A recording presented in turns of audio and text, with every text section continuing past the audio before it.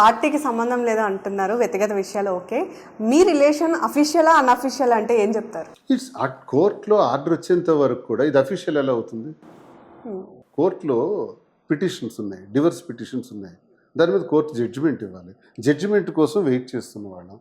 Court ఆదేశాల మేరకే మనం అడుగులు వెయ్యాలి. అది మనం ఉండవలసినటువంటి మనం మనం పాటించవలసినటువంటి నియమం అది. ఆ నియమాల్లో భాగంగా కోర్టు వారు ఇచ్చిన ఆదేశాల మేరకు ఆదేశాలు వచ్చిన తర్వాత మేము లీగల్గా ఒక డెసిషన్ తీసుకోవడం జరుగుతుంది. అంతవరకు వీఆర్ ఫ్రెండ్స్. మళ్ళీ ఫ్రెండ్స్ అంటున్నారు. చాలా ఇంటర్వ్యూస్ లో వైఫ్ అండ్ హస్బెండ్స్ అని చెప్పారు, మళ్ళీ ఫ్రెండ్స్ అంటారు ఏంటంటే? చాలా ఇంటర్వ్యూస్ లో ఫ్రెండ్స్ కు మించిందని చెప్పారు. కలుస్తున్నాం. మరి ఇప్పుడు నేను లీగల్గా చెప్పొచ్చా, పదం పెట్టొచ్చా? లీగల్గా మేము పెళ్లి చేసుకున్నాను అనకూడదు కదా.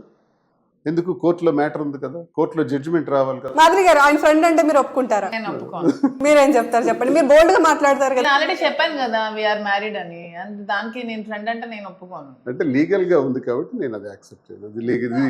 ఇది క్లారిటీగా చెప్పాలి, అబద్ధం కాదు ఇది. ఆవిడ ఊ అంటున్నారండి. కోర్టులో ఆదేశాలు వచ్చే వరకు మనం చేసుకునే చెల్లదు కాబట్టి అది కోర్టు ఆదేశాల మేరకే మన నిర్ణయం ఉండాలన్నది నా అభిప్రాయం. నేను సీక్రెట్ ఈజ్ సీక్రెట్ అంటారు. సీక్రెట్ కాదు, ఇది ఓపెన్.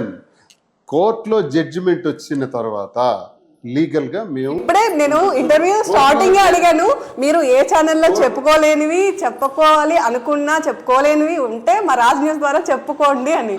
మళ్ళీ మీరు మాట దాటేస్తున్నారు. మాధురి గారు అంత డేరింగ్ గా చెప్తున్నారు. కలిసి ఉన్నాం, కలిసి తిరుగుతున్నాం, అన్ని దగ్గరికి వెళ్తున్నాం. మీరు అనుకున్నట్టు మీరు ఏమైనా అనుకోవచ్చు, మీ భాషలో, మీ ఊహల్లో, మీ ఆలోచనలో మీరు ఏదైనా అనుకోవచ్చు. మానసికంగా మేము కలిసే ఉన్నాం.